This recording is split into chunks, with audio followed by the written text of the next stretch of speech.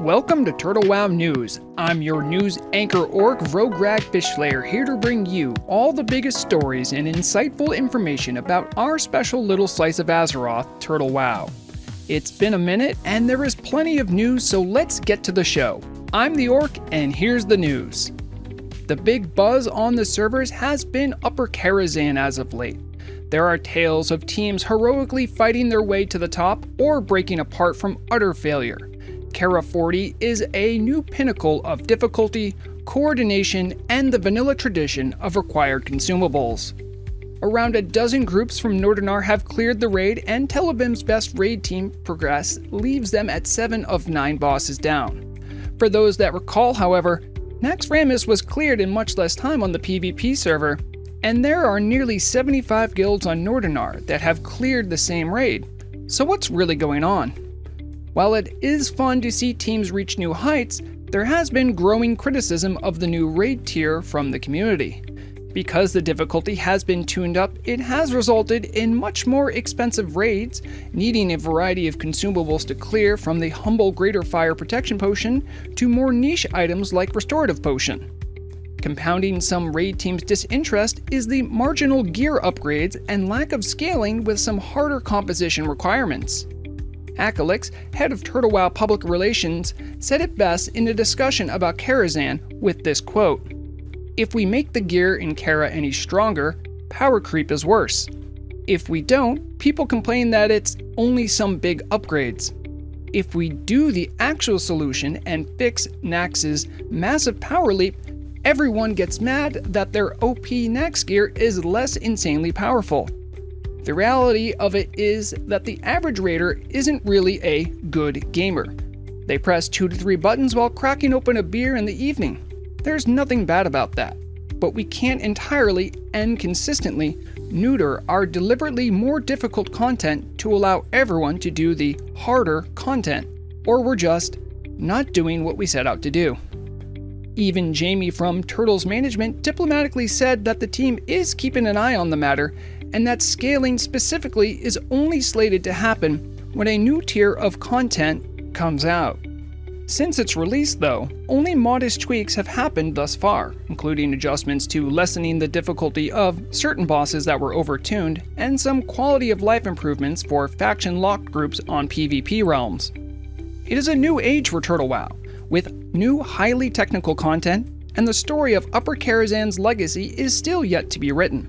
It is true that the higher tier of difficulty and lack of scaling was nothing that was hidden from the community. While some raid teams did burn out during progress, others remark that progress is supposed to be hard. Though it isn't the fairest comparison, vanilla Naxxramas was out for only 90 days and very few were able to clear it before TBC was released. We are little over 60 days after Upper Karazhan's release. It is difficult to know if this is just a community's growing pains or if much bigger tweaks are warranted. Make sure to let me know how you feel about the Tower of Karazhan and its effect on the raiding community where you play. Of course, as that story continues, the march of new turtle content continues as well. The community has enjoyed a bevy of teasers about 1.18 Scars of the Past, including some videos. 2 of them showed off some new mid-level dungeons being made available with the patch, Dragon Maw Retreat and Stormwrought Ruins, while a 3rd video, hosted by honored WoW content creator Nixium, spoke in broad strokes about the patch as a whole with a content preview. The larger story being told, as the name of the patch might imply, is bringing old stories and plot points from earlier Warcraft games back. For instance, one of the new zones, Baelor, comes from all the way back in Warcraft 2. The lore known about this place only appeared in the manuals for the game and its expansion. Baelor was once part of the Kingdom of Azeroth. During the First War, it was taken over by the Old Horde and held since by the Stormreaver clan. However, for official Blizzard WoW, that was largely where the story ended for Baelor. But TWOW is picking up the pieces and making it their own. Of course, it's not all old storylines. There is a new zone called Northwind, which seems to be a story expansion to the lands of humans. 2 reputations are being added as well, with new content for Wildhammer and Changelog factions. and happily making its return for old fans of the curious mount is the Ravasaur Raptor mount found in the wilds of Un'Goro. There were even earlier teasers left out about potential dungeon extensions for Zul'Farrak and Razorfen Crawl 2. Do keep in mind that the team likes hiding little secrets in their patches, so who knows what else might turn up in 1.18. As with all patch release cycles, the team hasn't spoken officially on when this new content will be available, but my understanding is that generally when they start showing trailers and pushing marketing for new content, it's not too far away. If you haven't had a chance yet to check out the preview trailers for the patch, I'll leave links in the description of the video. Here at TWOW News, we're always looking at the auction house, both here on Nordanaar and on Tel'abim. In the wake of Upper Karazhan opening up, the last few months have been a bumpy ride, so let's check the damage with Market Watch. To start off, let's look at the S&V 200, a massive index of the 200 biggest and most influential commodities in the economy. Since we're here at June, let's take a look how the markets did in the first half of 2025. We start with Tel'abim, which has a split auction house since it's a PvP realm. Since January 1st, the Alliance Index grew an impressive 38%, due in large part to being abnormally low at the turn of the year. Going back as far as January 1st of 2024, it is much more evident the ebb and flow of the Alliance side of the market with a much more flat trend line. During the first half of 2025, the Tel'abim Horde S&V 200 showed a markedly flat trend line. Do note the recent massive boom on the weekend of May 24th, where the index jumped up 90%, coinciding with a recent population high watermark of 2,300 on the server. Much like the Alliance, the Horde S&V 200 over the last year and a half has been trending flat, and often is comparable to Alliance values. Nordanaar, the much larger and older server with its merged auction house, spent much of the first half of the year swelling in value around the time of Upper Karazhan's release, only to more recently lose 25% from its peak in late April. Looking way back to January 1st of 2024, Nordanaar is still far from its more inflated values before October, where the economy essentially lost 20% of its value and never rebounded. This drop in the market has still yet to be accounted for, since when it was happening, the player base was quite high following the class change patch around when it happened. For now though, this new level of value seems to be the new market norm as Turtle moves into the second half of 2025. There have been some big stories developing in certain market sectors, least of which has been the meteoric rise of Mooncloth. Nordanaar observed 31% growth since the beginning of March, and Tel'abim markets have grown at similar levels. Of course, a change like this means the value of Feldcloth grew in leaps and bounds too, best observed through Nordanaar pricing in the same time period. There are several compounding reasons for this run on Mooncloth, and renewed interest in production of the cooldown cloth made by tailors. First and foremost, Mooncloth has a 3-day cooldown to be made by tailors. This means when demand for it increases, supply is hard to replenish. This isn't a material simply farmed for, it is locked behind a timer. Secondly, has been a surging demand for Mooncloth in light of Upper Karazhan. In that raid alone, it is needed for Tier 3.5 token turn-ins, arcane resistant gear for clothies, and an arcane resist cape desired by all classes. And finally, what has kicked demand into overdrive was a recent change made by the team to select bags, notably Mooncloth and Bottomless Bag. Both these items gained 2 slots to their previous value, which spiked their value and naturally require Mooncloth to make. The result is unchecked demand meeting a time-gated supply replenishment. So be careful before you buy into the Mooncloth hype, or if you're a tailor, time to finally make some gold. One of the market indexes Market Watch tracks recently got a tune-up, Essence and Elements.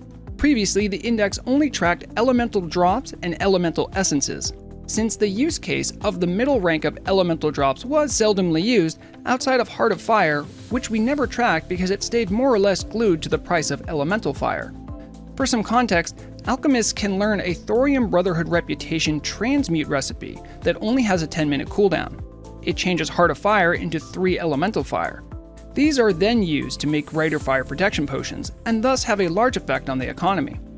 With 1.17.2, 2 new transmute recipes were added to the game, one for Globe of Water and one for Core of Earth, respectively, to make elemental water and earth.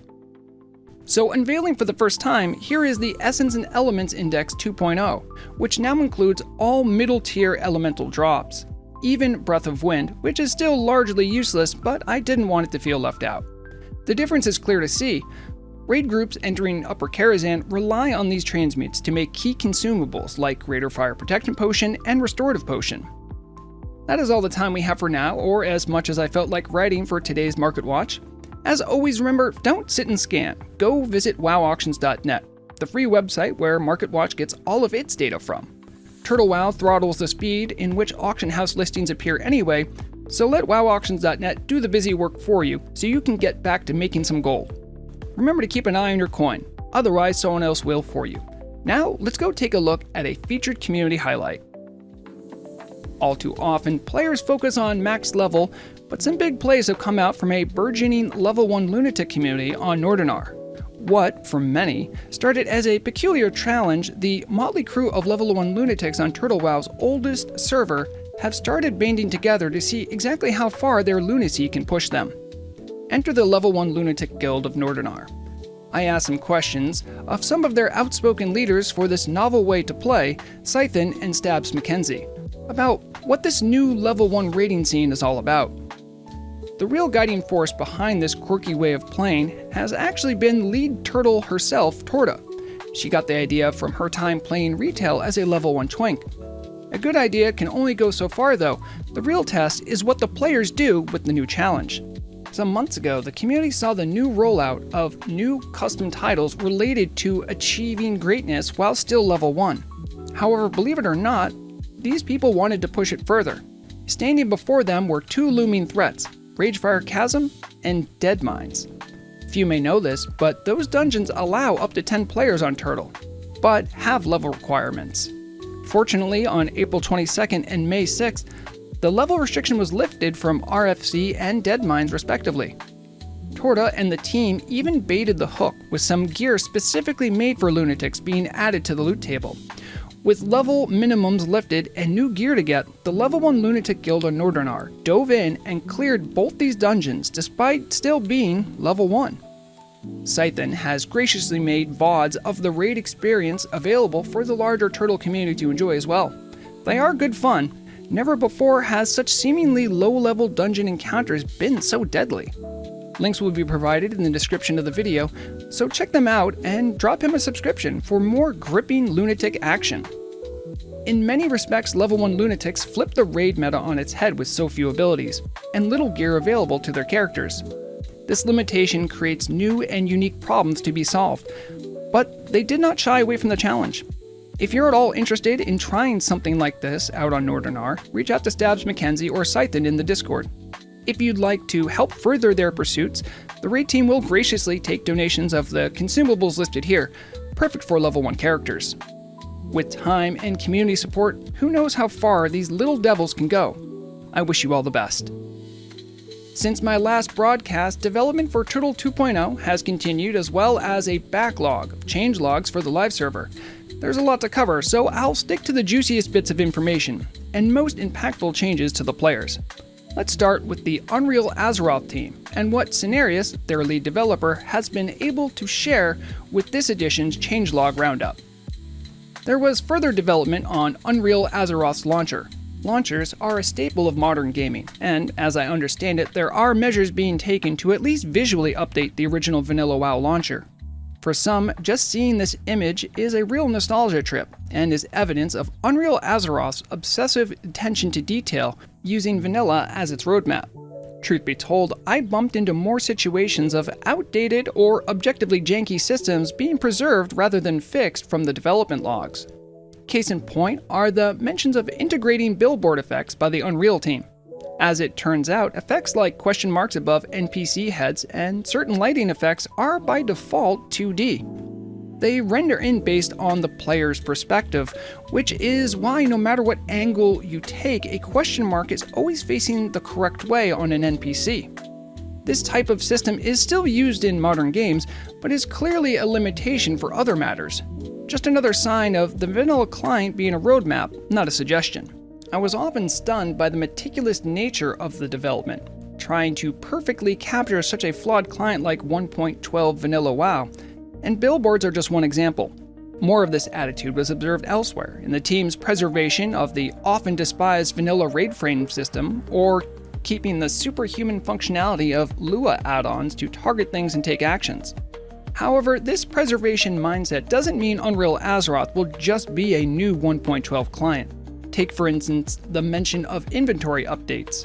I was able to find out that at base, Unreal Azeroth will have the same standard limitation on player backpacks. Little known fact, but a player's backpack is locked to 16 slots for a variety of reasons. It took Blizzard themselves 13 years before they even changed this default value. But with a new client, this value could be modified by a private server teams. Remember, one of the driving principles behind the Unreal team is to not simply remake vanilla, but give people the tools to change the client without breaking stuff so easily. As things stand now, the Turtle team and other private server developers have to deal with a finicky client when they want to make certain changes. Unreal Azeroth will open a lot of possibilities because the client is better understood. Vanilla WoW is the default state the UA team is shooting for, but it will also empower the larger community to do things never conceived. All that being said, Cenarius' team has been busy making visual adjustments which will alter how some assets will look for the modern mode. Modern mode and legacy mode will be part of the same client, but there will be a toggle for which one the user wishes to utilize. Cenarius states that the only difference between modern and legacy will primarily be visual, with no gameplay differences. While on the topic of visuals, it was confirmed that the team does include a 3D artist, which makes sense as there have been many reports about the scenery of Azeroth itself. Foliage, grass, trees, and the like were mentioned in the last 3 weekly logs I reviewed, including novel ways for spawning them in. When pressed, Cenarius wasn't able to share more about that progress. However, there was mention made back in late April about capital lighting. And, at least in this regard, we do have some visuals that were shown off from the Turtle Team Twitter post showing Ironforge sporting some new lighting effects. If you look closely, you can even see some nicely rendered light reflection on the pool in Ironforge's Mystic Ward zone. Expect more word from Cenarius and the Unreal Azeroth team as the summer pushes forward. Much like the Turtle team, Unreal Azeroth is allergic to giving out dates for completion of any phase of the project. That being said, the community can rest a little easier knowing that development continues on this momentous project. Thank you, Cenarius, for speaking with me as always, but for now, let's check out the changes happening on the live server. The last weekly changelog I officially reported on was way back from April 2nd, which means there are 9 logs posted. If I went into depth on all of them, this roundup would be a very long rodeo, so I'll try to get to the most important stuff rapid fire. April 9th was mostly focused on Upper Karazhan fixes, 25 notes alone for the raid. Throughout the time I'm covering, there continue to be more adjustments made to the raid, both for the encounters and the gear it dropped. With that in mind, I'll try to just focus on changes outside of the Tower of Karazhan. April 16th, Kel'Thuzad now has a scepter that can be activated by raiders to speed up his Phase 1. Sweet Mountain Berries finally got a name change to go with its new icon. The berry that buffs agility is no longer sweet, it is now called Sour Mountain Berry. April 23rd. Line of sight checks were using character width as their height, which was causing all sorts of issues. Goblins lost a bow skill racial, a weapon bonus they were never meant to have. April 30th. Horde mages that race swapped from the Alliance would unlearn teleport and portal to Alathalas. Engineering recipes for Wormhole Generator to Ogremar and Stormwind became faction locked. Ragnaros was made immune to Frost Nova to help Frost mages activate Flash Freeze and enjoy a more dynamic fight. May 7th. PvP Realms finally got race changes in the donation shop. Of course, it is faction limited. Crescent Grove and Ashara had a bunch of their quest rewards adjusted. The new Smoke Bomb ability for Subtlety Rogues was corrected since evidently it was giving hit to entities rather than lowering it. May 14th, Hair Dye NPCs came back, but Barbers remained broken for the time being. There was a host of gear adjustments, notably weapon scale was added to Assyrian's Binding, Black Brood Pauldrons, Toughened Slitted Hide Gloves, and Taut Dragon Hide Shoulder Pads. May 21st, Scythe of Elune had its drop chance doubled to 2%, and humorously, equipping it no longer blocks summons for warlocks. Sadly, Enlargement Balm was removed from the game, much to the chagrin of gnomes with dreams of being big. May 28th. Players who weren't gnomes and used Enlargement Balm to become a slime can now do it if they go to Shimmering Flats to get the new Great Goudini Elixir. Saffron's Ice Block was not blocking Ice Bomb and had its line of sight issues fixed. The Axe of the Wild Tusk, a custom quest reward in Hinterlands, had its stats adjusted, which I only mentioned because that was a bug that I reported. And finally, that brings us to the most recent changelog, June 4th. Rogue's Ruthlessness and Seal Fate talents were giving additional combo points, leading to a week of some pretty silly playstyles and a lot more DPS than normal. Surprise Attack can trigger Seal Fate, and the Band of Ancient Lethality's Poison proc chance will stack with improved poisons. Running out of a free-for-all PvP area will now start a 20-second timer before a player can lose their free-for-all status. And even 2 months out, there are still some changes being made to Kara 40. This week, Shackles of the Legion, Methastroph's If You Move You Die debuff, will ignore jumping and falling. Phew. Alright, we're all caught up. Don't worry though, all the changelogs are still available for people to review over in the TWOW forums. Remember, if you see a bug, to report it because we can all do our part to make TWOW a fun and bug-free experience for everyone else. Now let's wind things down with Vrograg's Corner. Well, certainly the elephant in the room is my slower than normal news production. Those that follow along with my channel and live streams know that in the aftermath of Upper Karazhan's release, I was feeling burnt out. May has already come and gone. May is when, back in 2023, I started making TWOW news videos. Since then, I have been mostly producing weekly news. 2 years of weekly news, community radio projects, raiding, the Icon Project, investigations, hosting events, all on top of being a full-time Fisher Orc is hard work. So I took a bit of a hiatus, though I still kept diligent notes. Some habits won't die. I needed a reset. If you've ever seen my live streams for my self-imposed leveling challenge, The Path of Rexxar, you'll know that leveling a new character turned out to be just the thing I needed. I started falling in love with the game and the community once again. With that added enjoyment and renewed passion, I was finally able to get out a long-shelved project, my dungeon guide for Hateforge Quarry. That was a blast to make. So yeah, I needed to mix things up, stretch my creativity, and remember why I love these things.